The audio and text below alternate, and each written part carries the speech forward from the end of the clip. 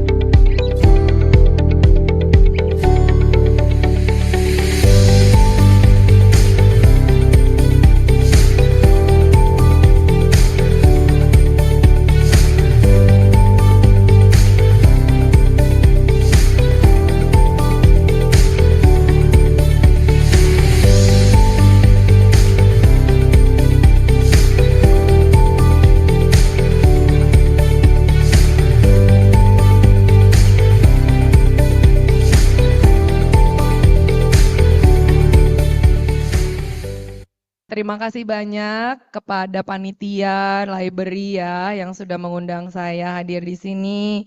Buat MC, moderator, panitia, mahasiswa, teman-teman semua, undangan Bona Mitra ini ada dari ASIS, ya teman-teman Bona Mitra juga, media, rektorat ya kebetulan saya kenal baik nih sama Pak Prof nih ya. Dulu beliau itu pembimbing adik saya tahun 2008.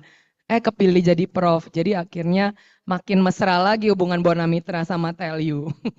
Gitu ya. Oke.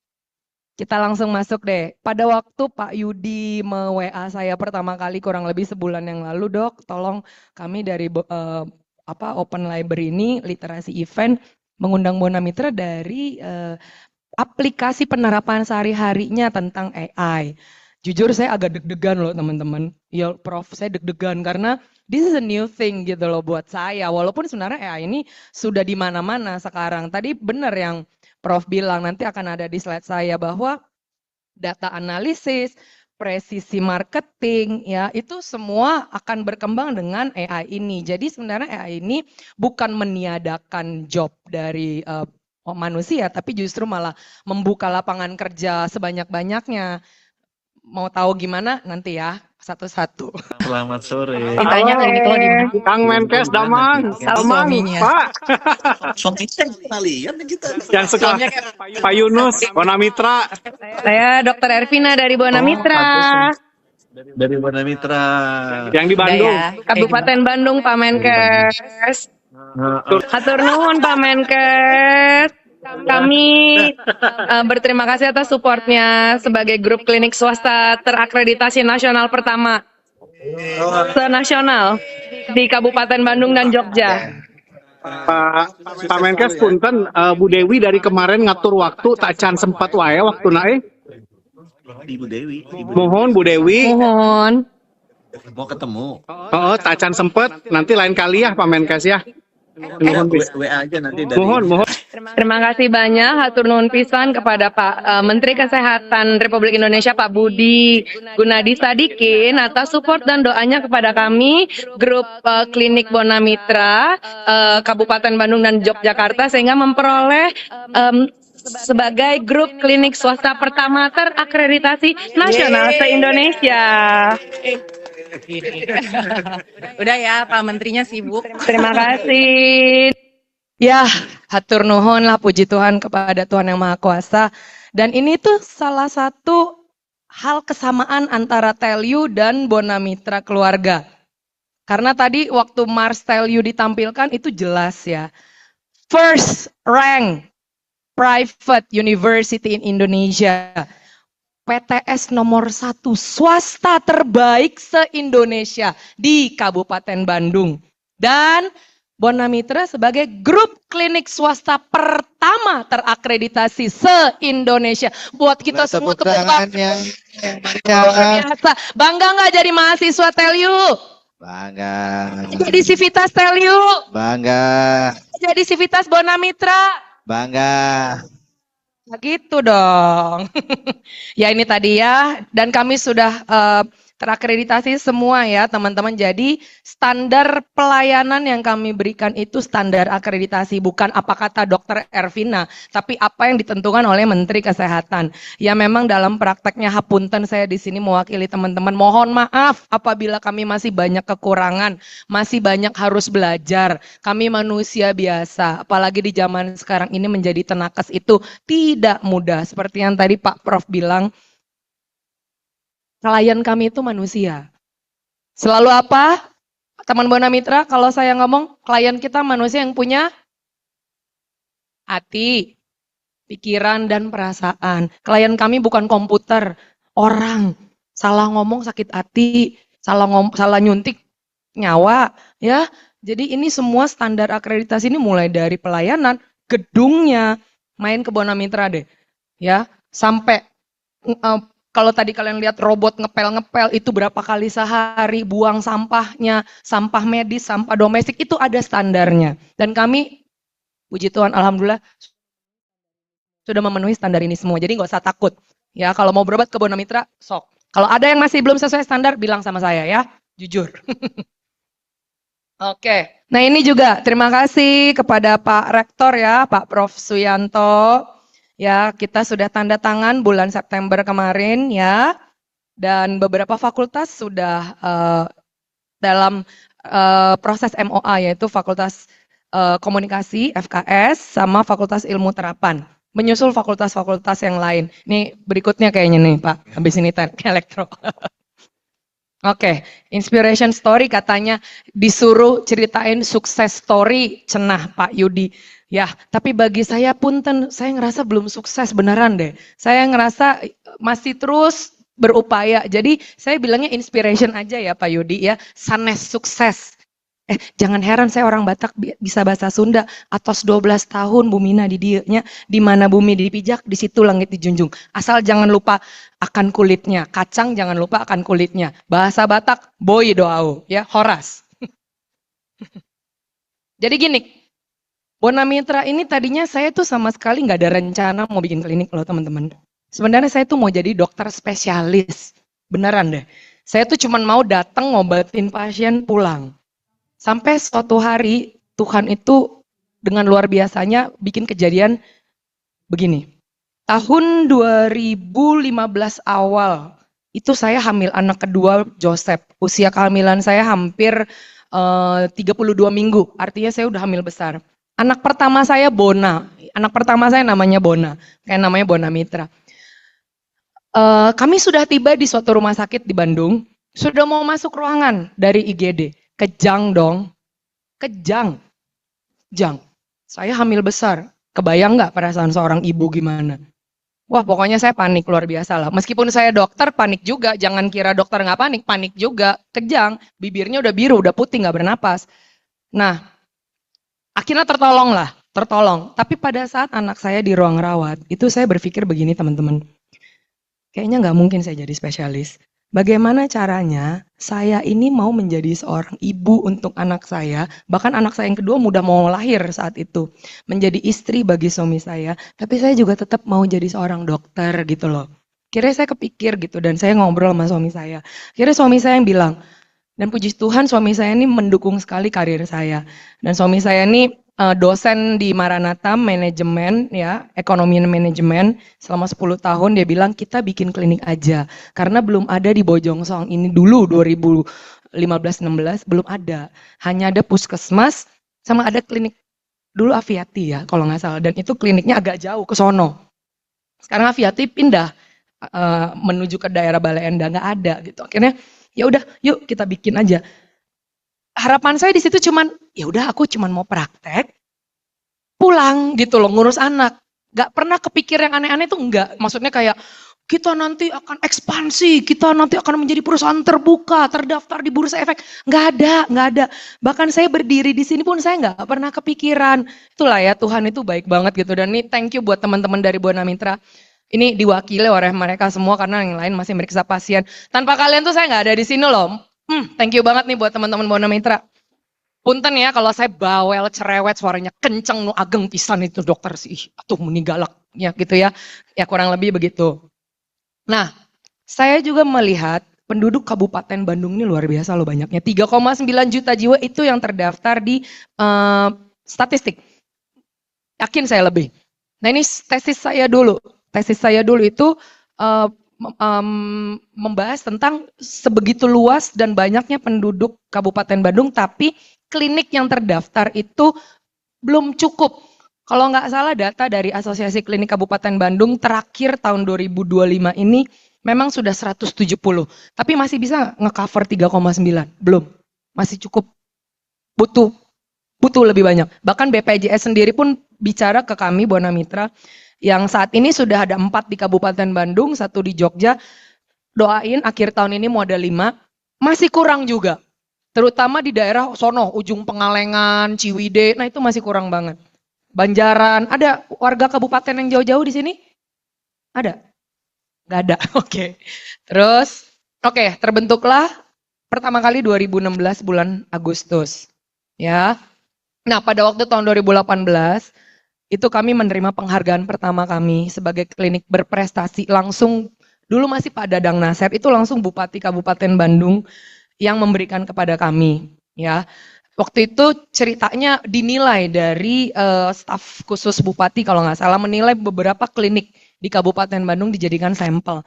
Puji Tuhan, alhamdulillah kami bisa menerima penghargaan ini. Lalu kami juga menggunakan ASIS sebagai rekam medis elektronik tahun 2019.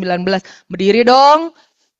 Oke, ini tuh anak Telyu loh, alumni Telyu ini dulu nih. Pertama kali kami menggunakan rekam medis elektronik dan pada waktu itu Mas Farli belum banyak ya, bahkan kayaknya kami cuma satu-satunya ya. Dan kami sering diundang oleh Kominfo bersama dengan ASIS juga ya. Oke, nah ini 2019 pertama kalinya kami terakreditasi sekota Kabupaten Bandung. Itu waktu itu pertama kalinya kami, sekota Kabupaten Bandung nggak ada, baru kami. Gitu ya, puji Tuhan lah ya. Oke, kemudian ini cabang-cabang yang tadi sudah teman-teman lihat, 2021 pecah telur, cabang pertama. Ya, bentar lagi Jelekong ulang tahun. Yogyakarta juga mau ulang tahun nih, saya setiap kali ulang tahun saya datang terus nih ke sana kemari. Nah, lalu juga selain cabang, kami itu tuh pernah dipercaya untuk memanage klinik di Surakarta di Solo. Jadi pakai nama mereka Klinik Yudhistira Managed by Buana Mitra Keluarga. Lalu Waluya Santosa juga di Solokan Jeruk, ya di daerah dekat ke arah sana lagi Majalaya. Sampai akreditasinya juga kami yang mendampingi gitu ya. Oke, ini tadi yang swasta pertama yang terakreditasi nasional. Nah ini ya, tadi udah pada lihat ya pelayanan-pelayanannya ya. Oke, sekarang udah nambah laboratorium. Sekarang yang lagi hot-hot banget ini vaksin meningitis polio untuk jemaah haji dan umroh. Lalu juga ada kok dokter mandiri THT anak kandungan. Kitan biasanya kalau mau libur sekolah nih ya, Desember nanti biasanya sama Juni-Juli. Dan USG biasanya di Jelekong dan di Buana Mitra Bojongsong sendiri sudah ada. Oke, sekarang kita masuk ke sini ya. Saya diminta oleh panitia itu, Dok, gimana sih dokter bisa mengembangkan klinik sampai sekarang ini gitu. Jadi saya diminta untuk menceritakan itu dan itu saya ringkas sebagai entrepreneurship skill. Gini ya teman-teman, kita nggak tahu ke depannya gimana. Kayak tadi kan saya udah cerita, saya nggak pernah kepikiran untuk jadi seorang pebisnis. Tapi ternyata Tuhan belokkan saya gitu. Siapa tahu nanti teman-teman, kita nggak tahu nih. Sekarang memang misalnya aku cuma mau jadi engineer. Nggak salah. Tapi kalau misalnya kayak Mas Farli, dia engineer juga, dia pebisnis juga, why not? Ya kan? Gitu loh. Oke, ada dua, internal dan eksternal. Kita bahas satu-satu. Internal strength, nomor satu teamwork. Saya banyak sekali disupport oleh suami saya, ya, imam saya. Ya hari ini suami saya izin nggak hadir karena anak saya jadi kapten tim futsal lagi tanding, gitu ya. Jadi bagi tugas. Nah, tapi suami saya itu selalu support.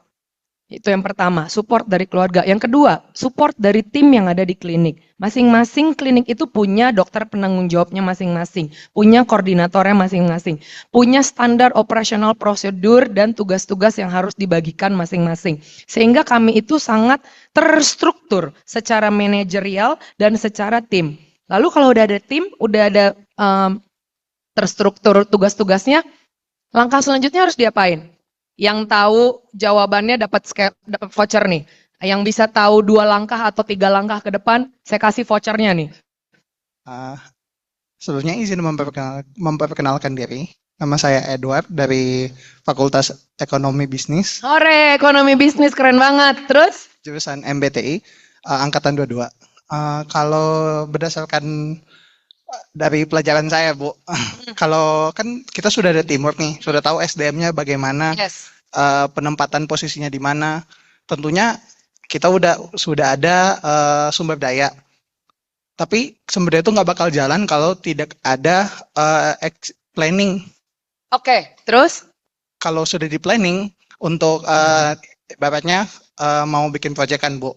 Habisnya kan udah di planning kan untuk berapa tahun ke depan. Setelah di planning tentunya harus mulai dengan initiating dulu.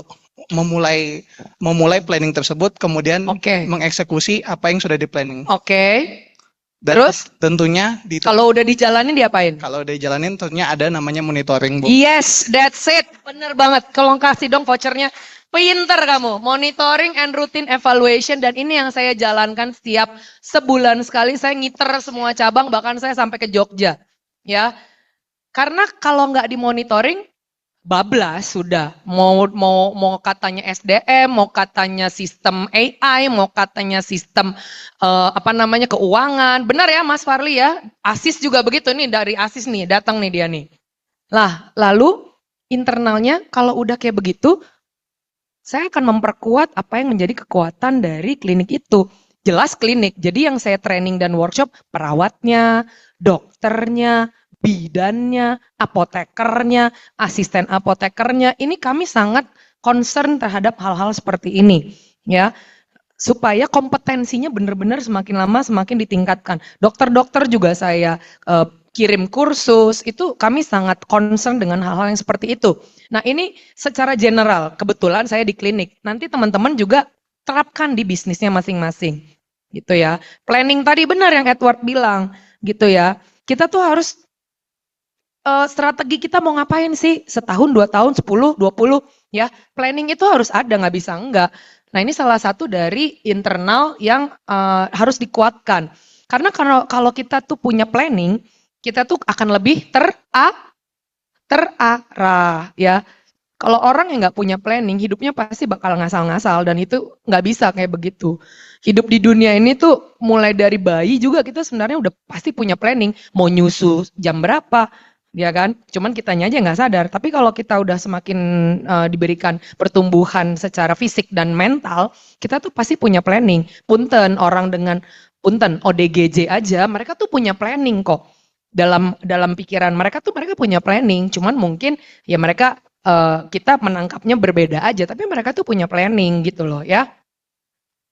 Oke, lanjut. Nah, ini zaman sekarang nggak mungkin lepas dari poin yang ini ya nggak sih? Semua, apalagi kita di kota besar ini di Bandung ini, ada nggak sih di sini yang menjalankan bisnisnya nggak pakai digital marketing? Ada, tapi menurut kalian gimana dibanding ini bisnis dengan digital marketing, ini bisnis yang nggak pakai digital marketing? Menurut kalian gimana? Tapi kali ini nggak dapat voucher ya. Siapa yang bilang lebih maju pakai digital marketing, angkat tangan aja deh. Dibanding nggak pakai digital marketing gitu loh. Oke, yang bilang kayaknya sama aja, mau digital kayak mau nggak kayak tergantung perusahaannya. Ada yang berpendapat begitu, boleh juga. Nggak kan? Jadi memang ini harus internal strength yang harus kita lakukan sekarang ini. Apalagi di era AI seperti ini gitu loh. Nah jangan lupa teman-teman, inovasi itu penting. Karena di dunia kesehatan yang saya gelutin ini, saat ini semakin banyak kompetitor. Klinik-klinik semakin banyak. Nah kita tuh harus terus berinovasi. Mau apapun itulah, mau bisnis kafe, mau bisnis apapun itu, termasuk Tell You ini inovasi sekali loh. Ya, ini library-nya bagus. Saya tadi sampai nanya, bayar nggak sih buat umum? Enggak. Kalau kayak begitu mas, saya kesini juga tiap hari. Bisa kali ya baca buku. Saya seneng loh ngeliat interiornya. Itu inovasi. Bonamitra kalau kalian main-main mangga, kami baru renovasi habis-habisan. Ya, yang tadi kalian lihat tuh habis renovasi. Ya kami berinovasi supaya gimana pasien ini nyaman. Bikin snack, bikin di sini pojok anak kecil untuk mewarnain, bikin pojok ASI untuk ibu menyusui. Inovasi terus harus datang. Gitu. Rekam medis harus terus diperbaharui, ya. Inovasi, dan inovasi muncullah creativity. Gitu loh. Karena kalau nggak ada kreatif dan inovasi tergerus pasti apalagi kita ini udah di tahun 2025. Dan eksternal, kolaborasi. Apa-apa sekarang collab ya kan? Dok, collab dong. Karena menurutku collab itu penting ya untuk win-win solution, dia berkembang, aku juga berkembang. Nah salah satunya tadi nih, saya dengan Telkom University ya, ini udah kolaborasi kan? Ya kan? Nanti kan kami udah sepakat nih, mahasiswa bakal magang di Bonamitra. Mahasiswa datang magang itu nggak tangan kosong. Kalian tuh harus udah punya konsep dulu nih pas mau magang. Ngobrol sama dosennya. Begitu magang di Bonamitra, nah kami akan mengarahkan kalian sesuai dengan kalian ini programnya apa. Setelah itu kalian pasti punya apa? Ada yang mau berani jawab? Setelah magang berharapnya ada apa? Project. Dia dong, final project dong. Final project. Nanti kalian prestasikan di Tell You, Bonamitra datang misalnya. Cocok nih projectnya, bikin hak paten. Tell You sama Bonamitra, collab kan? Yang win-win solution siapa? Tell You win-win solution, dapat tempat magang, dapat pelajaran, meskipun kalian bukan mahasiswa fakultas kedokteran, bisa jadi lebih pintar, bisa jadi. Bonamitra dapat apa? Dapat project, dapat aplikasi, dapat pengembangan, dapat AI. Ya itu namanya kolaborasi, ya gitu. Make a good networking. Ya, pernah dengar istilah no networking is not working and with networking everything is working? This is it. Ya, sama. Saya juga begitu. Hadir di banyak kesempatan ya, kayak kemarin hadir di Mark Plus, hadir di asosiasi klinik. Ya, kebetulan saya musisi juga sih. Jadi tapi saya udah lama banget nggak nyanyi. Cuman maksudnya kadang-kadang kalau saya lagi nyanyi gitu di jazz community atau di hotel atau di mana kafe, ya kita bisa bikin networking gitu kan, nanti bisa collab bareng antara kafe ini dengan Bonamitra atau misalnya nanti dia ngadain event apa, Bonamitra bisa diundang. Nah itu, jadi banyak-banyaklah kalian mulai dari sekarang bernetworking, oke? Nah ini tadi yang Edward bilang, memang harus dimonitor, nggak bisa. Dan ini juga kami mengadakan pelatihan-pelatihan, leadership training gitu ya, buat para top-top manajemen ya. Ini monitoring yang di 5 cabang saya lakukan. Lalu ini workshop, ya, pelatihan keperawatan, nginfus, pelatihan bantuan hidup dasar dan kelanjutan. Kadang saya ngasih, kadang dari perawat yang ngasih. Lalu top-top manajemen itu setiap 6 bulan sekali itu ada rapat besar. Jadi semua cabang itu ngumpul. Dan biasanya kalau lagi ngumpul tuh membahas kemajuan dari setiap cabang itu bagaimana. Karena tiap cabang itu beda-beda segmen marketnya, target marketnya, insight-nya terbuka. Misalnya Bonamitra Jelekong lagi stuck nih, idenya apa? Nanti Balai Endah bisa ngasih masukan dan sebagainya dan sebagainya. Itu ya. Nah ini digital marketing, ini Instagram kita juga sudah ada. Lalu ya ini medical service ya, tadi udah dijelaskan ya. Itu saya. Ya vaksinasi, terus juga sekarang udah ada home clinic loh teman-teman. Kalian kalau misalnya lagi malas ke klinik mau pakai home care dari Bona Mitra, mangga, silahkan. Ya, USG juga sudah ada. Oke, terus ini untuk vaksin untuk umroh, laboratorium, dan pelayanan poligigi. Nah ini saya juga mau nanya ke teman-teman semua. Nah, saya percaya sih teman-teman lebih pintar dari saya karena ini kampus AI kalinya. Kampus AI. Jadi kenapa sih harus AI? And what do you think about AI? Ada yang mau ngomong? Tapi ini nggak dapat voucher ya. Ini vouchernya nanti buat penanya. Ada yang bisa ngasih jawaban? Itu tuh yang di belakang tuh kayaknya pinter banget tuh. Ada yang baju hitam. Iya, yang kamu yang noleh. Mau jawab? Jawab dong. Apa kek? Nggak mau? Ya udah siapa aja. Ya, boleh. Mau jawab? Siapa yang mau jawab? Kenapa harus AI? Tadi udah dijelasin juga sama Prof. Rizal. Oh, MC-nya mau jawab MC-nya ya, silakan. MC-nya aja deh. Oke, kenapa harus AI? Mungkin kalau dari saya, AI itu cukup membantu dalam setiap kegiatan-kegiatan saya juga. Ya itu tadi, bahwasanya AI itu bisa jadi support untuk saya berkegiatan, terus ada terkait tugas-tugas juga sekarang tuh kadang bisa dibantu oleh AI, meskipun kadang AI-nya itu ya menyesatkan, perlu ada riset lebih dalam lagi terkait itu. Terus kayaknya itu aja sih kalau dari saya.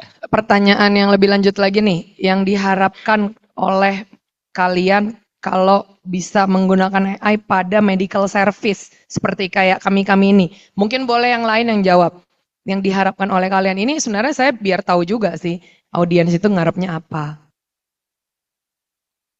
Kalau dari saya ya karena kebetulan tugas project akhir saya juga, karena saya mahasiswa akhir, terus ada project akhir juga saya itu terkait biomedik. Nah, kalau dari yang saya gambarkan itu AI itu bisa membantu terkait setidaknya membantu pihak tenaga medis itu lebih mudah untuk menganalisis dari si penyakit-penyakitnya sendiri kayak gitu dengan adanya kayak kronologis terkait medisnya dan segala macam kayak gitu sih kalau dari saya. Itu dari tenaga medisnya. Dari user, dari pasiennya yang diharapkan apa? Kalau dari usernya sendiri sih mungkin bisa membantu lebih cepat tanggap juga. Soalnya takutnya kayak semisal kita kan sekarang udah meluas banget AI masif gitu. Bisa saja kayak ada di desa-desa itu bisa menggunakan AI ini. Kita nggak harus secara langsung ke dokternya banget gitu. Jadi dengan adanya AI itu bisa ada bantuan dari AI, terus juga ada nerahubung tentunya tetap tenaga medis untuk user supaya kita tidak terlalu jauh untuk harus ke kota lah atau kemana lah kayak gitu sih. Iya, itu dia jawaban yang saya harapkan. Beneran, benar. Tepuk tangan. Tepat sekali. Tepat sekali. Itulah namanya presisi AI. Apa? Ulang. Nah, itu yang tadi Bapak Prof bilang, terarah, fokus, gitu loh. Nah, contohnya gini nih, ini harapan saya di masa depan sih, tapi menurut saya kayaknya udah ada deh. Ini saya pakai jam tangan digital, yang bisa memantau suhu tubuh saya, tensi saya, detak jantung saya, nafas saya, at least tanda vital saya, ya. Nah, saya berharap jam digital saya ini bisa terhubung nanti zep ke anak saya tuh yang lagi lomba futsal. Sama anak saya satu lagi Joseph yang lagi belajar di sekolah. Mungkin mereka juga punya pakai ini. Jebret tiba-tiba misalnya amit-amit, tapi misalnya tiba-tiba anak saya Bona atau anak saya Joseph cedera atau demam tinggi. Tut tut tut bunyi di saya. Tut tut tut tut tut tut tut gitu. Saya bisa lihat tet, Joseph suhunya 39,5. Cetet. Bona tiba-tiba skala nyerinya di angka 9, dia heart rate-nya tiba-tiba 120, dia tiba-tiba nafasnya cepat di angka 25. Begitu saya tekan tet, datanglah ambulans menemui mereka. Jadi gurunya nggak usah capek-capek nelpon saya, halo mami, ini Joseph demam, boleh enggak. Itu yang saya harapkan. Seperti yang tadi dibilang, presisi. Ya, gitu loh. Langsung AI-nya langsung bekerja. Langsung lah medical service-nya datang, mungkin bawa gips, bawa tandu, bawa obat demam, bawa cairan infus. Langsung terhubung dengan alat-alat apa yang perlu di ambulan pada kasusnya anak dokter Ervina saat ini mengalami demam. Nah itu, gitu. Nah jadi slide berikutnya saya. Nah ini tadi. Oke. Nah, presisi itu tadi gitu loh. Profil pasiennya, ya kan? Nanti yang datang ke Bona Mitra ini mayoritas laki-laki atau perempuan? Range umurnya berapa? Mayoritas mereka ini tinggalnya di mana? Ya, Bona Bojongsong bisa beda sama Bona Balenda. Bona Balenda bisa beda sama yang di Yogyakarta. Nah, aku pengen AI ini begitu nanti presisi yang terarah. Kalau perlu bulan segini penyakitnya lagi banyak apa sih? Ini kan lagi banyak banget nih karena lagi pancaroba, asma lagi banyak, ISPA lagi banyak. Itu pasien itu aja. Nah, ketika kita tahu bulan sekian pasien lagi banyak asma, kita lihat dia rumahnya ada di mana. Kita jemput bola aja. Kita bisa nih ngadain program nebulizer misalnya. Atau misalnya lagi musim hujan. Biasanya kalau musim hujan apa sih? Demam, berdarah ya kan. Tiba-tiba hasil darahnya semua trombositnya di bawah normal, NS1-nya positif. Mayoritasnya pasiennya apa nih? Apakah ibu-ibu, anak-anak, atau memang semua? Rumahnya di mana? Ya kan? Langsung AI-nya bekerja di situ untuk menentukan target market dan segmen market gitu loh. Jadi kita langsung tahu, oh kita bikin pelayanan untuk infus, kita bikin pelayanan untuk paket obat gitu. Nah itu ditentukan oleh AI. Artinya tepat sasaran. Itu yang namanya presisi. Nah nanti ke depannya juga kalau memang pasien-pasien ini setia nih sama Bona Mitra nih, dia setia USG anak pertama, anak kedua, anak ketiga, anak beneran nih beneran. Di Jelekong itu anak pertama sampai anak ke-6. Ke-6 anaknya 6, USG-nya di Jelekong. Ini orang brojol tiap tahun gitu loh. Itu AI-nya nanti bisa tahu gitu loh mana pasien-pasien emang setia. Nah kita kasih reward aja. Tapi rewardnya jangan disuruh brojol lagi sih. Mungkin yang lain gitu ya. Rewardnya mungkin kalau anaknya laki-laki ya dikasih kitan lah gratis atau bayi gitu loh. Ya, jadi bisa spesifik gitu loh. Ini dia misalnya setia banget scaling gigi atau pasang orto gigi di Bona Mitra. Ya nanti kita kasih rewardnya misalnya apa? Bleaching misalnya. Jadi AI itu bisa membantu untuk ini ya Pak Rizal ya. Ya Pak ya.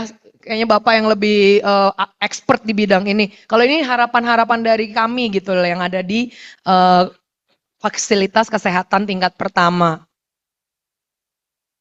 Dan memang kami sudah menerapkan ya itu tadi yang apa tuh namanya language apa Pak tadi chatbot itu NLP kalau nggak salah ya NLP ya. Ini udah kami terapkan sih ada chatbot, itu kayaknya rata-rata semua sekarang ini udah pakai chatbot ya teman-teman ya, mau kita berobat kemanapun pasti diarahkan, mau ke cabang mana, mau ketemu sama dokter siapa, mau dibantunya apa, pakai BPJS atau asuransi atau umum pribadi, nah itu sudah kami lakukan dan kami juga dengan BPJS itu rekam medis kami yang ASIS tadi, itu sudah terbridging dengan sistem JKN ya, gitu, dan memang kami itu punya akses usernya, gitu. Jadi ada yang hanya boleh manajemen yang buka, ada yang boleh owner yang buka, ada yang hanya boleh keuangan, kasir, apotek, perawat, dokter dan sebagainya. Nah ini. Nah, ini biasanya yang ngelihat manajemen nih. Berapa jumlah pasien yang datang, ya kan? Jumlah pasien umum, pasien gigi, pasien dokter anak, ya kan? Pendapatan bulan ini berapa? Ini saya tutupin rahasia perusahaan, guys. Oke. Terus rata-rata pelayanan pasien itu berapa menit dilayaninya, waktu tunggunya berapa, pasien baru bulan ini berapa, ya kan, obat berapa gitu loh, itu sudah ada, kami sudah melakukan ini ya, thank you buat ASIS ya, nanti dikembangin lagi ya. Nah ini IMR dokternya, ini kebetulan nama saya nih, ini waktu saya praktek nih tanggal 29, saya masih praktek kok teman-teman. Yang mau berobat sama saya boleh, tapi kalau bisa jangan sakit lah ya, kita ketemu di mana gitu ya. Nah ini, pasien saya ada berapa saya bisa lihat. Terus kalau saya iseng, ini cabang klinik, ini Bona Mitra Bojongsong. Kalau saya mau ngeliat real time saat ini juga saya bisa buka, cetek cabang Jelekong atau cabang Cikoneng. dokternya siapa, pasiennya udah berapa, pembayarannya BPJS atau asuransi atau umum. Real time saat ini saya bisa lihat sebenarnya gitu loh. Dan itu berjalan terus setiap hari nonstop sampai bukan nonstop sih, sampai kliniknya tutup. Oke, lanjut. Nah, ini yang saya kepengennya itu nanti AI itu bisa otomatis ngisi ini gitu loh. Kalau alatnya bisa sudah tersambung dengan internet. Gitu. Ini biasanya perawat nih yang ngisi. Jadi pasien datang perawatnya ngisi suhunya berapa, tensinya berapa gitu kan. Oke, nah ini dokternya yang ngisi nih. Dan ini tersimpan. Nah, ini kayaknya beneran pasiennya dokter Ian sih. Ini salah satu dokter kami ya yang di Bojong Soang. Nah, ini keluhannya apa, pemeriksaan fisiknya bagaimana, diagnosisnya apa, sampai obat yang dibawa pulang apa. Nah, ini terekam semua. Sehingga pasien tuh nggak usah capek-capek lagi gitu loh. Bahkan nanti laboratorium hasil labnya juga nanti bisa terekam, hasil ronsennya juga harusnya bisa terekam. Itu yang kami harapkan. Nah, ini apotik, kasir, ya kan? Itu tadi yang saya bilang. Kita dengar dulu ya. Ini sistem AI yang nanti bakal kami kembangkan. Selamat siang, Mas keluhannya apa? Ini dokter. Saya batuk udah 2 minggu dok. Sekarang malah demam tinggi. Dahaknya juga banyak tapi susah keluar. Catat lah. Akhir-akhir ini Mas sering kecapean nggak?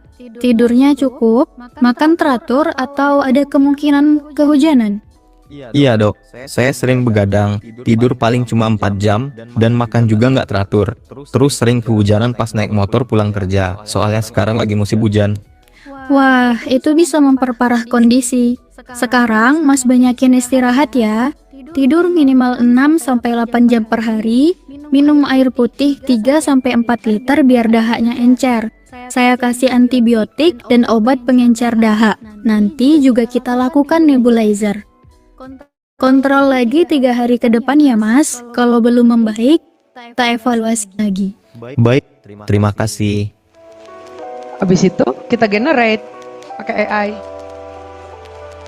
Keluar deh, diagnosisnya apa, subjektifnya apa, nanti dokternya yang memilih buat diagnosisnya. Nah, nanti plans-nya itu keluar medikamentosa atau non medikamentosa. Medikamentosa tuh obat-obat, non medikamentosa yang tadi tidurnya harus cukup, minum airnya cukup. Dokter-dokter harus bisa mengedukasi seperti itu. Itu selalu saya bilang ke dokter-dokter yang di Bonamitra. Tuh, ya, dan itu kami selalu rapatkan terus dievaluasi terus-menerus. Nah, gitu ya. Kemudian yang sudah terbridging dengan JKN itu seperti ini gitu ya. Jadi pasien yang tadi asisnya sudah dimasukin, kita masukin langsung itu masuk ke sistem JKN online dari BPJS.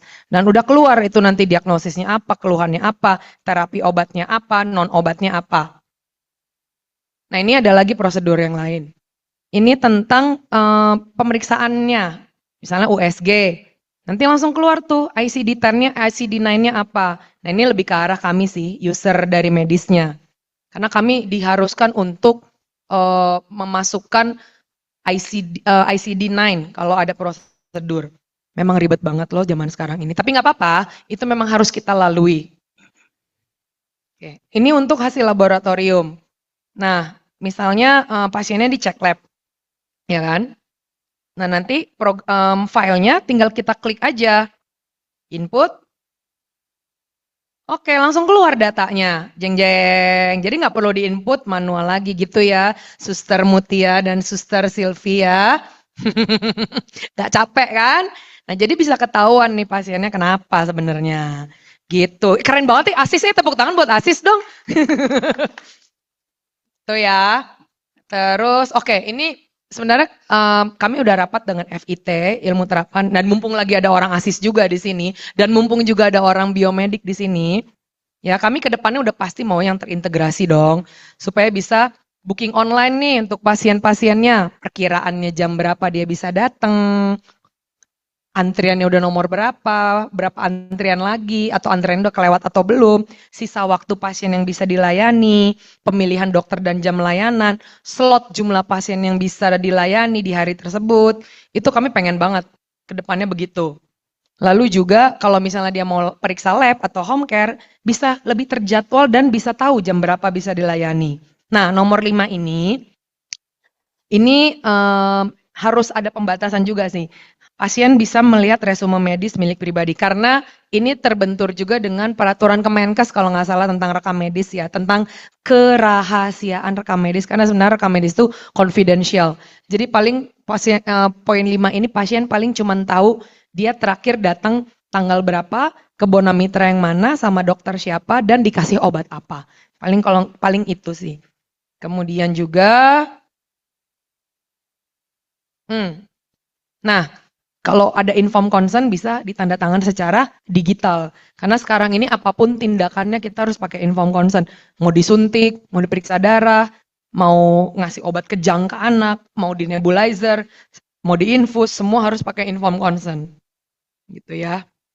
Lalu, oke, kalau yang ini pasiennya itu sebelum datang enaknya tuh dia udah bisa nulis dulu keluhan sama layanan yang diminta. Gitu ya. Yang tadi udah. Nah, ini juga nih, obat-obatan, apotik. Karena Bonamitra kan punya apotik ya. Dan sekarang ini saya lihat apotik itu makin nggak banyak orang yang datang di tempat. Itu jarang. Termasuk saya juga kalau lagi di luar kota gitu ya.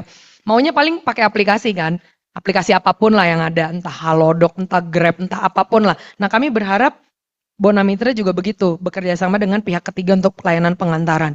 Ada tuh salah satu apotik di dekat sekolah anak saya. Ya, dia sepi banget, nggak ada orang yang datang. Tapi begitu saya lihat, itu semua box pengiriman online semua. Jadi saya lihat sekarang ini kayaknya memang udah bergeser, udah jarang banget ada yang datang beli langsung tuh jarang. Tapi semua lewat aplikasi. Nah, AI bisa masuk di sini juga nantinya gitu loh. Ya, kemudian telemedicine. Tapi telemedicine kepada dokter ini harus ada pembatasannya. Nggak semua langsung bisa karena bisnis kesehatan kayak kami ini, kami tetap harus periksa langsung gitu loh. Ini tangan, kuping itu harus kerja, mata, ya. Itu saya maksud saya boleh telemedicine. Tapi kayaknya untuk benar-benar lebih akurat ya harus datang langsung sih, gitu. Karena kan pasien itu harus dilihat langsung. Ya kalau kayak saya yang udah 15 tahun jadi dokter gitu ya, begitu pasien masuk ke ruangan saya kurang lebih bisa tahu sih. Padahal dia belum ngomong apa-apa, saya kurang lebih bisa tahu ini pasien kayaknya demam, batuk, atau mungkin dia lagi diare, atau mungkin dia sakit perut. Padahal dia belum ngomong apa-apa, begitu dia masuk saya langsung tahu. Karena apa? Kita diajar dari dulu itu inspeksi dulu. Diinspeksi, setelah diinspeksi pasien duduk ngobrol kan? Setelah pasien ngobrol itu namanya anamnesis. Oh, dapat nih keluhannya, demam, batuk, pilek, diare, sakit perut. Ya tiap hari makan seblak 5 bungkus, ya kan? Tiap hari ngerokok 10 bungkus, ya kan? Tidurnya jam 1 pagi, bangun jam 4 sholat subuh, ya kan? Terus habis itu bimbingan lagi sama Prof. Rizal. Bimbingannya lagi harus diulang lagi, ya kan? Gimana nggak sakit, ya kan? Pada waktu pemeriksaan, auskultasi, ya kan? Dipegang dulu, ya kan? Kita harus lihat gerakan dadanya gimana, bising ususnya gimana, suara nafasnya gimana. Nah, saya berharap ke depannya itu ada tools yang bisa langsung saya meriksa nih pasien, jebret terhubung sama internetnya gitu loh. Jadi saya nggak perlu capek-capek lagi ngetik. Jadi langsung saya cek, oh ini auskultasinya suara nafasnya vesikuler, bising ususnya meningkat. Nah itu langsung masuk ke sistemnya. Nah, itulah saya harap nanti AI ke depannya begitu. Tetap kita yang mengoperating, AI itu hanya tools untuk membantu. Seperti yang tadi Prof. Rizal bilang. Oke lanjut, absensi karyawan juga. Nah ini, itu namanya Internet of Things yang tadi saya bilang. Jadi dari hasil pemeriksaan, misalnya tensi, saturasi, langsung terhubung ke internet dan di AI generate. Oke ini aplikasi Bonamitra, ini sempat ada, tapi ya kami berusaha untuk mengembangkan lebih baik lagi. Tapi sekarang aplikasinya lagi nggak aktif, jujur aja. Websitenya juga sempat ada. Nah ini makanya kami udah ngobrol-ngobrol kemarin sama ilmu terapan ya. Berharap semua pakai WhatsApp satu pintu gitu ya. Websitenya nanti mungkin profil dokternya, layanan kliniknya, unique selling point masing-masing klinik. Terus testimoni dari pasien dan lain-lain. Nah ini kalian cari sendiri aja lah ya, malu.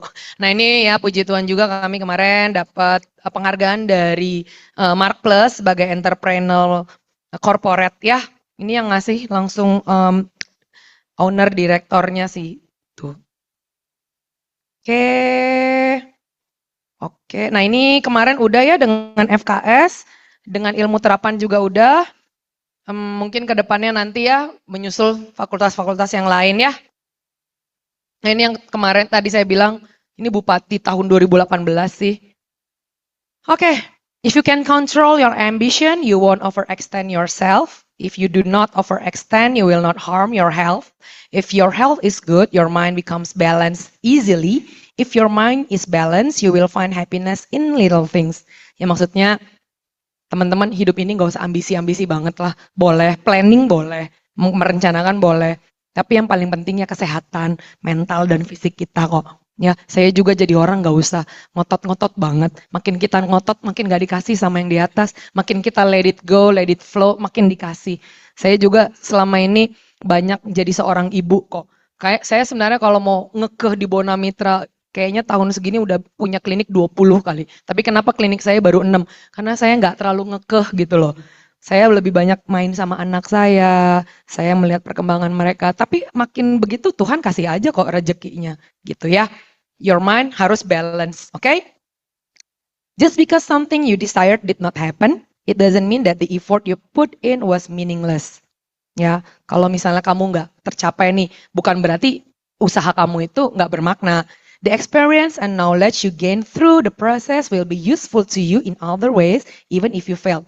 Jadi apapun yang udah kalian lakukan, pasti berguna kok. Pasti ada gunanya. Walaupun kamu nggak berhasil nih saat ini. If these words do not resonate with you at this very moment, the day will come when you will be thankful for that experience. Jadi teman-teman kita nggak tahu apa yang ada di depan. Kalau satu pintu tertutup, pintu lain pasti kebuka. Kalian udah dengar cerita saya tadi, saya gagal, bukan gagal, saya nggak dikasih Tuhan jadi spesialis, itu move on-nya lama loh. Kenapa sih gue nggak jadi spesialis? Si itu udah jadi spesialis, si ini udah PPDS, gue dulu nilainya lebih bagus dari mereka. Mereka bisa, gue nggak, lama. Tapi lihat Tuhan membuka saya pintu yang lain, saya tiba-tiba mendirikan Bona Mitra, ngasih apa sih? Lapangan pekerjaan. Banyak orang yang bisa kerja. Yang kedua, udah pasti memperbaiki taraf hidup masyarakat Kabupaten Bandung dan Yogyakarta, terutama di bidang health, ya kan? Yang ketiga, ternyata saya bisa di sini berdiri sama teman-teman, bisa ketemu Prof. Suwo, bisa kolaborasi sama Telu, jadi banyak pintu-pintu yang dibukakan. Ketemu Mas Farli sama Mbak Tika, ini orang-orang yang hebat banget loh ini, luar biasa loh. Di video call sama Menkes. Mungkin kalau saya nggak jadi owner Bona Mitra, belum tentu saya di video call sama Menkes. Iya kan? Itu Menkes loh, orang nomor 1 tentang kesehatan di negara ini loh. Jadi teman-teman semua yang ada di sini, kerjakan apa yang menjadi bagian kalian, turut sama kehendak Tuhan, itu penting loh. Tapi kalau misalnya suatu hari nanti nggak dibukakan ini, nggak usah kecewa-kecewa banget lah. Ada pintu lain yang dibukakan. Setuju ya? Apalagi, oke ini anak saya, ya ini saya orang Batak ya nih. Tahun lalu kami berkesempatan mengunjungi Sumatera Utara, bagus ya? Oke, bagus ya Danau Toba, danau kebanggaan bangsa Batak. Ya, anak saya Bona Joseph, ini juga Sabtu kemarin, alhamdulillah meraih juara spelling bee, si kakaknya dan si adiknya juga juara. Ya, puji Tuhan lah, jadi anak-anak yang berbakti. Oke, ini cabang-cabang saya semua, anak-anak saya semua, kurang lebih karyawan saya kalau nggak salah udah ada 70, digabung sama dokter udah ada 115 orang yang bisa dapat kerja, bisa makan dari Bona Mitra. 오케이, 제 발표는 여기까지입니다. 잘 들어주셔서 감사합니다. 이 질문이 있으면 모데라tor께서 모르겠습니다. 오케이, 감사합니다. 谢谢大家的关注. 사랑해요. Tepuk tangan. Keren. Wah, tadi ya nyebutin moderator, tapi saya nggak tahu sisanya ngomong apa ya. Tapi semoga yang bagus-bagus. Oke, rekan-rekan sudah masuk ke sesi tanya jawab. Untuk sesi tanya jawab akan dibuka 3 penanya terlebih dahulu. Nanti kalau misalnya masih ada waktu, kita buka penanya yang lainnya. Untuk rekan-rekan yang ada di Zoom, silakan boleh diajukan pertanyaannya. Nanti kita akan bantu untuk dibacakan pertanyaannya untuk dari teman-teman Zoom. Oke, silakan jika ada yang bertanya. Oke, sudah ada 4. Oh, ada 3. Oke, ada 3. Wah, ini udah pas ya. Oke, dokter atau prof boleh mau yang mana dulu? Yang mana aja?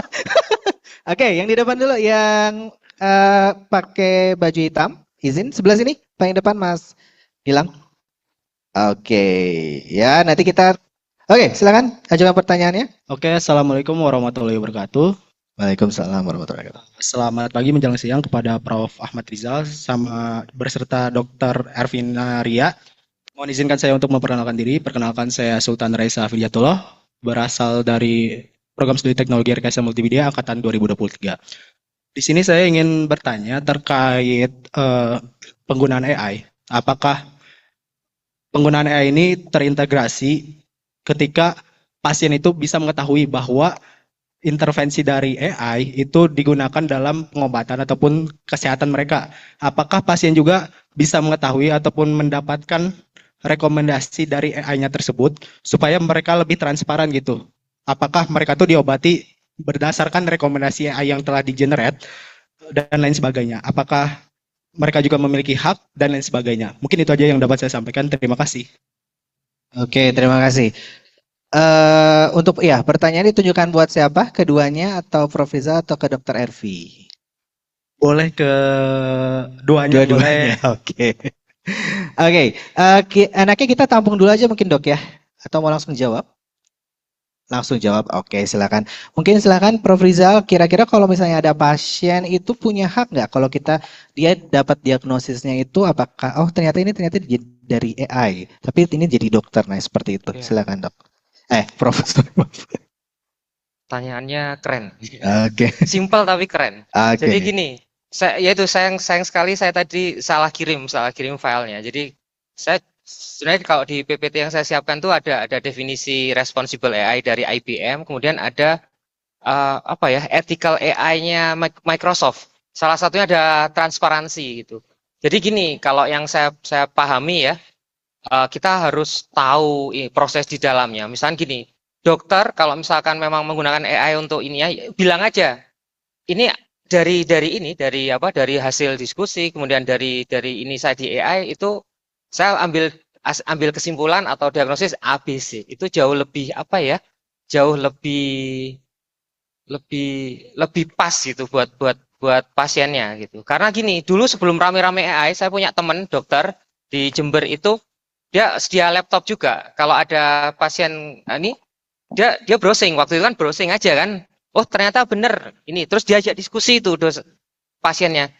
Ini Pak, jadi kalau dari gejalanya itu mirip dengan yang ini. Jadi saya punya keyakinan kuat diagnosisnya ini. Itu membuat rasa lebih yakin lah gitu. Jadi memang tetap ada yang bertanggung jawab. Ada banyak pilihan yang diberikan lewat alat bantu AI atau apalah itu. Tapi tetap yang mendeliver atau memutuskan ada dokter. Jadi seperti itu. Dokter, cek. Siapa? Sultan. Oke, Sultan, makasih banget pertanyaannya.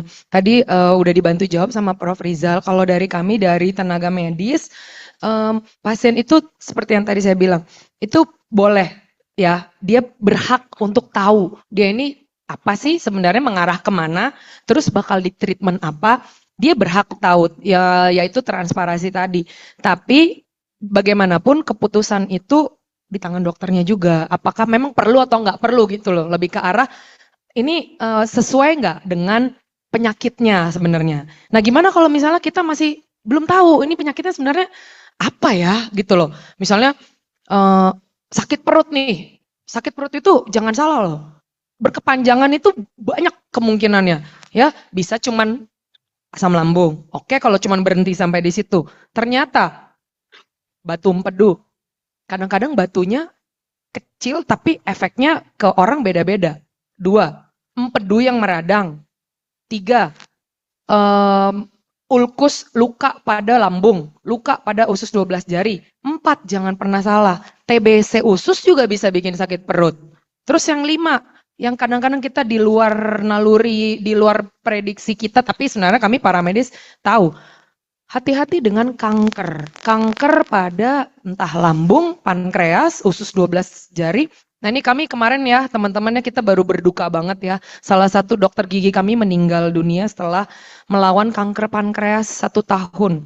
Dan saya sangat berduka karena dia ini pendirinya Poligigi. Keluhannya simple, sakit perut. Beberapa kali saya lihat kenapa Poligigi ditutup. Dokternya sakit perut. Tidur. Nggak kedetek di awal, ngerti ya? Begitu, kayaknya mungkin lama ya kedeteknya ya. Datang ke dokter diperiksa benar-benar udah stadium 3 kanker pankreas. Nah ini yang saya Pak, ke depannya saya berharap banget AI itu bisa ngedetek yang begini-begini gitu loh. Deteksi dini yang tadi Bapak bilang ke arah preventif. Jadi kami di FKTP, Fasilitas Kesehatan Tingkat Pertama, which is klinik dan puskesmas, berharap preventif kami itu benar-benar digencarin gitu loh. Jangan cuman datang berobat pulang, enggak. Tapi kita yuk self awareness lebih ke arah itu ya, self awareness. Dan itu saya berharap ya Mas Farlia dari ASIS, self awareness ini bisa dikembangkan oleh sistem ASIS AI kita gitu loh. Dan itu pasien berhak tahu sebenarnya. Cuman kalau tadi misalnya belum jelas, nah kami para dokter biasanya ngomong gini, ini bisa mengarah ke A, B, C, D, E. Namun lebih jelasnya kita harus periksa MRI, CT scan, USG dan yang lain-lain, biopsi. Cuman kalau dibilang pasien berhak tahu, berhak. Dan sejauh mana pasien berhak tahu, jujur kalau saya, pasien itu berhak tahu kayaknya diagnosis dulu deh. Diagnosis aja dulu. Nah kalau untuk tindakan itu terlalu luas Dek Sultan, luas sekali. Tapi ke arah suspek diagnosis apa, menurut saya sampai sejauh itu pasien berhak tahu. Makasih. Oke, baik, tepuk tangan untuk jawaban dari narasumber kita.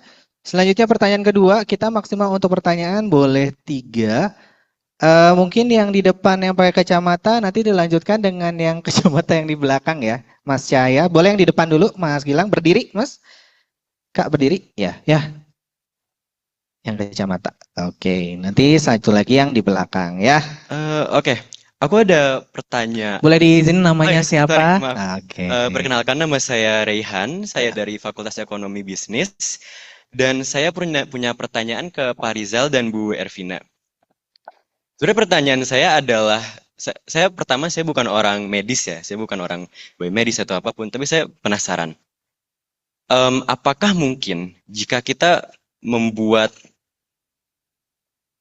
seperti nanobot yang dengan AI, yang dimana dia itu bisa ke sel-sel kita dan merevitalisasi seluruh sel di badan kita.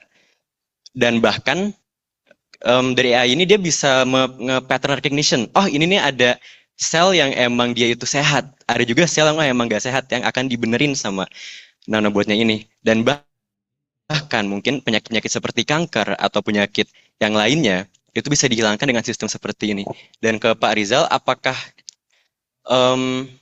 hal seperti itu bisa menjadi realita dan bagaimana cara mengembangkannya? Dan untuk Ibu Ervina, dampaknya untuk ke masyarakat akan seperti apa ya? Apakah pasien akan mau? Karena kan kalau kita bisa merevitalisasi seluruh sel, mungkin kita bisa hidup selamanya.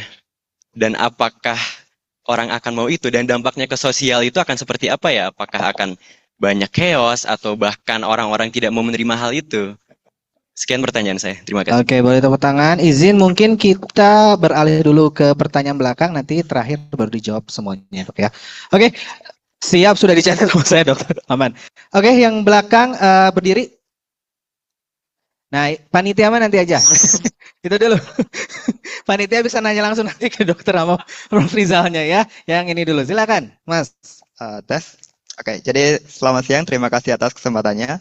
Dan perkenalkan, nama saya Cahya Rizky Syah Maulana dari Fakultas Informatika, Angkatan 22.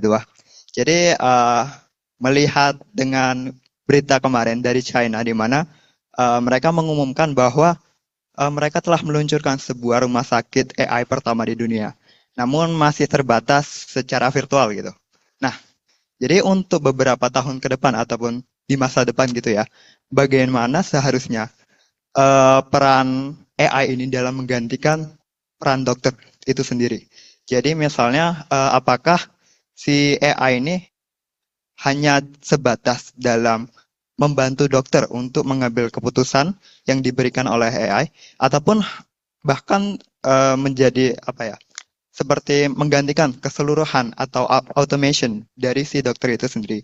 Mungkin itu saja, dan pertanyaan ini ditujukan untuk dokter dan juga profesor. Terima kasih. Oke, boleh tepuk tangan pertanyaannya. Wah, ini pertanyaan masa depan semua ya. Oke.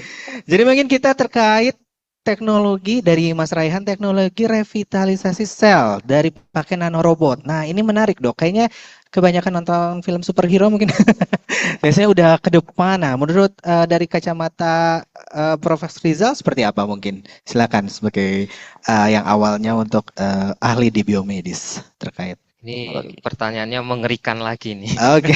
Jadi gini, untuk menuju ke sana akan ada banyak teknologi pendukung yang dibutuhkan. Pertama, nanoteknologi dulu ya. Semua komponen harus bisa jadi dalam bentuk yang sangat kecil sehingga bisa masuk ke level sel. Kayaknya kok level sel susah deh, masuk ke yang lebih gede dulu lah, sepertinya itu. Contoh yang itu satu dulu, teknologi nanonya udah harus berkembang beras. Kemudian materialnya harus biokompatibel, karena nggak mungkin pakai material yang biasa untuk robot yang jalan-jalan di luar masuk ke dalam tubuh, itu pasti ada penolakan kan, jadi toksik dan seterusnya lah. Jadi materialnya juga harus beda. Kemudian nanti pasti ada teknik, kalau AI-nya aman lah ya, selama dia bisa dimasukkan ke dalam satu chip yang sangat kecil. Nah, masalah berikutnya adalah transmisinya atau energinya. Energinya dapat dari mana nih? Harus pakai baterai misalkan. Nggak mungkin kan pakai kabel gitu masuk ke dalam-dalam. Baterainya juga Baterainya juga harus yang sangat kecil dengan ini. Jadi menuju ke sana itu banyak teknologi yang dibutuhkan dan perlu waktu cukup lama. Salah satu yang sudah ada yang tersedia itu yang kapsul endoskopi. Jadi kalau dulu harus pakai ini ya, pakai teropong masuk, sekarang ditelan. Nanti tinggal ada transmitter yang dipasang di sini, nanti pasiennya sambil baca buku atau apa, besoknya dilihat waktu download sesuatu di pagi hari, diekstrak nanti datanya. Pasti pakainya sekali ya, nggak dipakai berkali-kali. Nah itu pun sudah nggak bisa sembarangan materialnya kan. Kebayang pakai besi yang ada di tukang las kemudian kita telan, itu udah nggak masuk gitu. Beda sekali karena menyangkut tubuh manusia di mana ada penolakan, ada proses kimiawi di sana dan seterusnya. Jadi bisa jadi akan terjadi, tapi mungkin waktunya masih agak lama nih, karena masih banyak komponen teknologi pendukung yang harus ditemukan gitu. Tapi yakinlah yang dulu hanya hayalan kejadian. Saya termasuk salah satu saksi mata nonton film Terminator pertama kali keluar yang Arnold Schwarzenegger. Saya SD kelas 3 atau kelas 4 itu. Wah, keren sekali itu. Tapi begitu ini kan kejadian benar ya, sudah ada gitu. Banyak sekali yang saya lihat seperti itu. Kemudian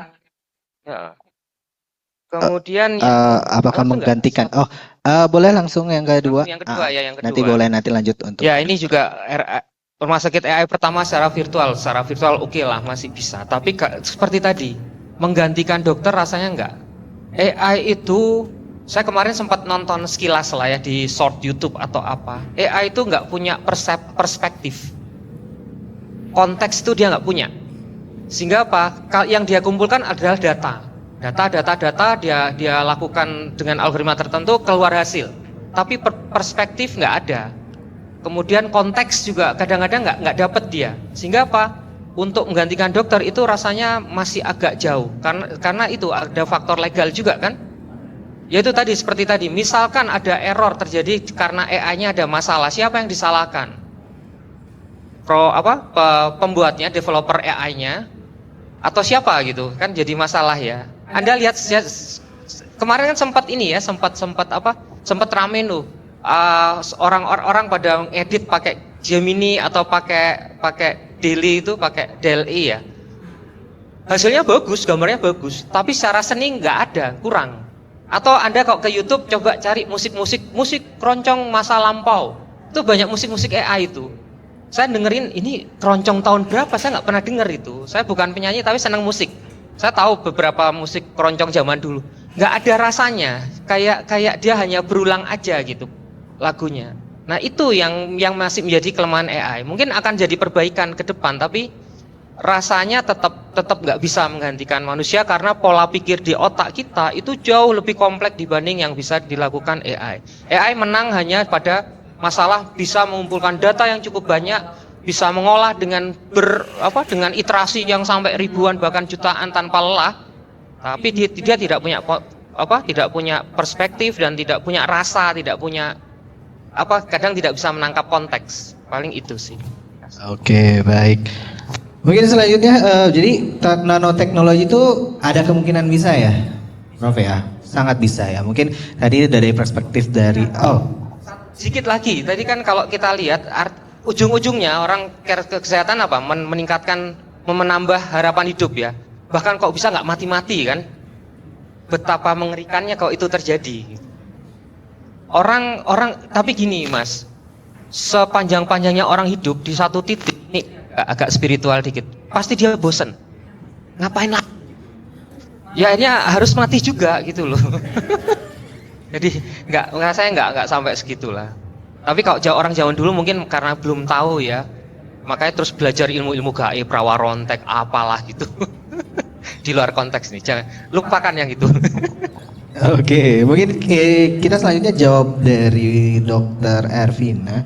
Kira-kira kalau dampaknya ke dokter sendiri itu seperti apa? Contohnya seperti ke nanoteknologi seperti itu, mungkin nggak dok? Silakan. Ya ini pertanyaannya aku kalau salah jawab bisa-bisa surat izin praktekku aku rada takut juga nih jawabnya. Tapi gini, nggak apa-apa, saya akan tetap jawab. Jadi kalau misalnya masalah nanoteknologi, Rehan tadi ya? Iya, Rehan. Kamu keren banget untuk seorang mahasiswa fakultas ekonomi. Kalau yang kayak di film-film kayak X-Men gitu ya, yang disuntik gitu ya, terus jadi mutan punya gitu kekuatan ya. gitu. Jadi Wolverine gitu, zoom gitu kan. Ya levelnya level DNA gitu ya.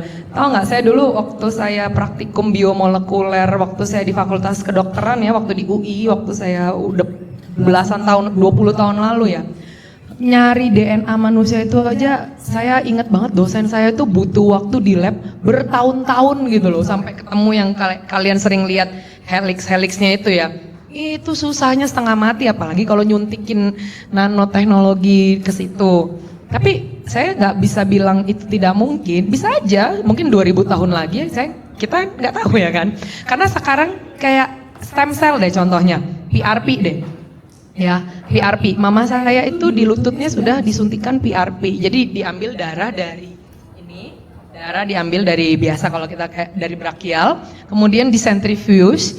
Nah, itu nanti terbentuk namanya platelet rich plasma. Jadi plasma yang kaya akan sel-sel yang sehat lah istilahnya. Nah, itu disuntikin lagi ke lutut. Nah, itu setelah mama saya disuntik 3 kali, lututnya jauh lebih baik gitu loh. Yang tadinya misalnya nggak bisa jalan kayak dari sini ke sana, nggak bisa jalan nih, berhenti di sini misalnya, bisa jalan dari sini ke sana. Yang tadinya naik tangga cuma 3 anak tangga, bisa 10 anak tangga. Jadi itu udah terjadi.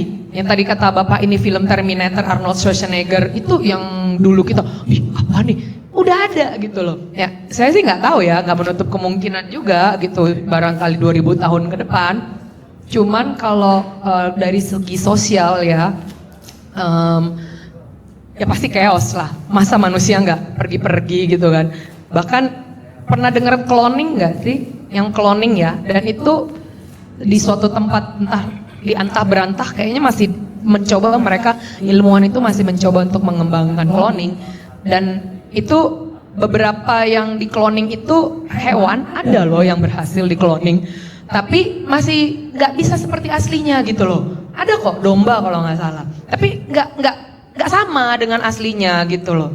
Tetap aja nggak bisa, akhirnya jadi spirit lagi. Yang maha kuasa itu sudah menciptakan Rehan ya Rehan, Ervina ya Ervina. Bahkan anak kembar pun kalau mungkin teman-teman ada yang kembar, beda gitu loh, nggak bisa sama, pola pikirnya beda, suaranya mungkin beda, ada yang beda gitu loh. Jadi kayaknya sih kalau untuk hidup selama-lamanya sih, kalau dari perspektif saya sih nggak mungkin. Tapi menambah angka harapan hidup mungkin.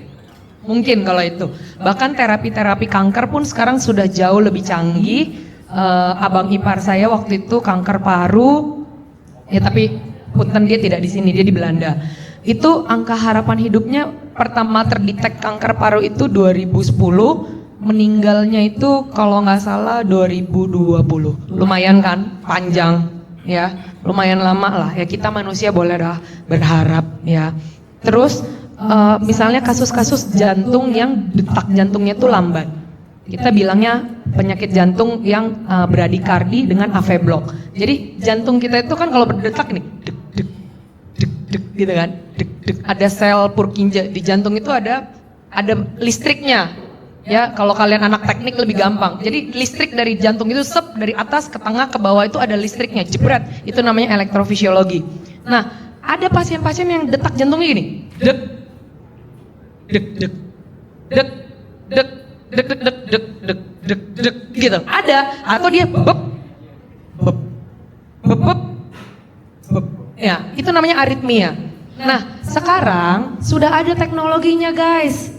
Dipasang namanya alat pacu jantung, ditanam di sini, dibuka, ditanam, tep, sehingga yang jantungnya tadi dep, beb, beb, listriknya nggak normal, jadi normal listriknya, dep, dep, dep, dep, alat pacu jantung, itu ditanam langsung. Nah itu kan perkembangan teknologi. Terus ada lagi perkembangannya apa? Ablasi. Jadi pasiennya nggak dibelah begini, hanya ditidurin ringan, masuk jarum dari sini menuju ke jantung, begitu dia nanti dep, dep, dep, dibakar. Jadi listrik yang tidak normal itu dibakar, trak gitu. Jalur yang itu yang nggak normal dibakar. Nah itu banyak kemajuan teknologi yang dulu kita nggak kepikiran kan. Sekarang ternyata sudah ada. Jadi gini ya, kalau menurut saya ya Pak Rizal, saya sebagai seorang dokter, menurut saya yang dulu tidak kepikiran sekarang ada. Sama ada yang kedua, apa yang kamu lihat hari ini benar, belum tentu 20 tahun lagi benar. Beneran, ini serius. Bisa jadi dia salah.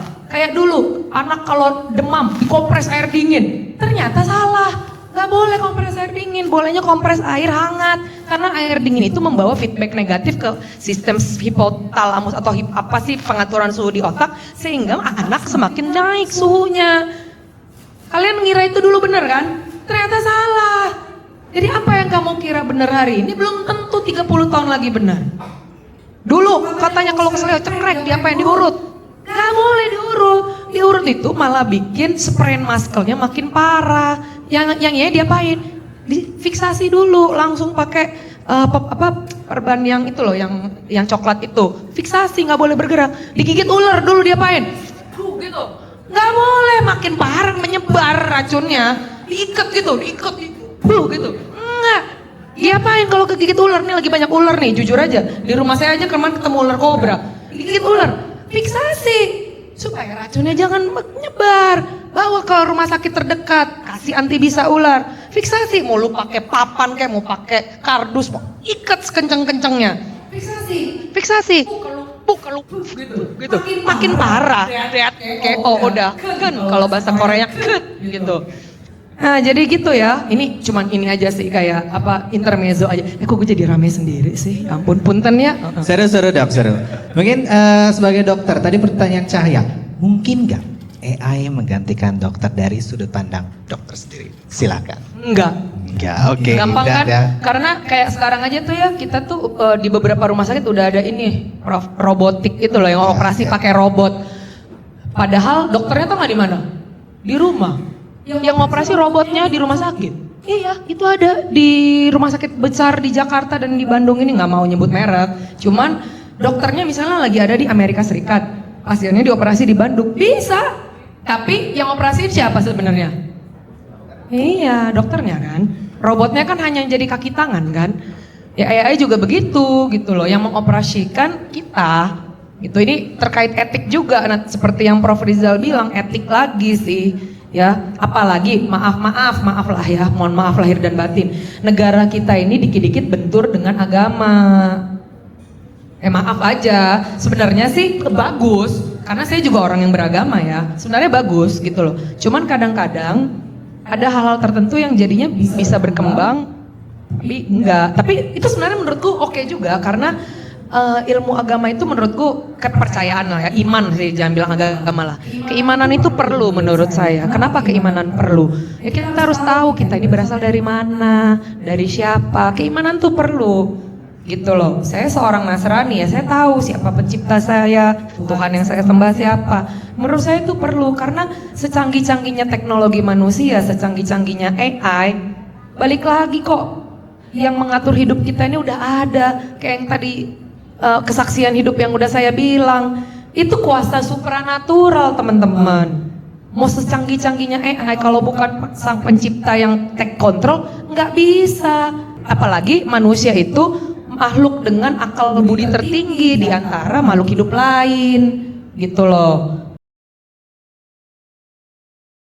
Baik, mungkin sudah selesai untuk sesi seminar Terima hari kasih. ini.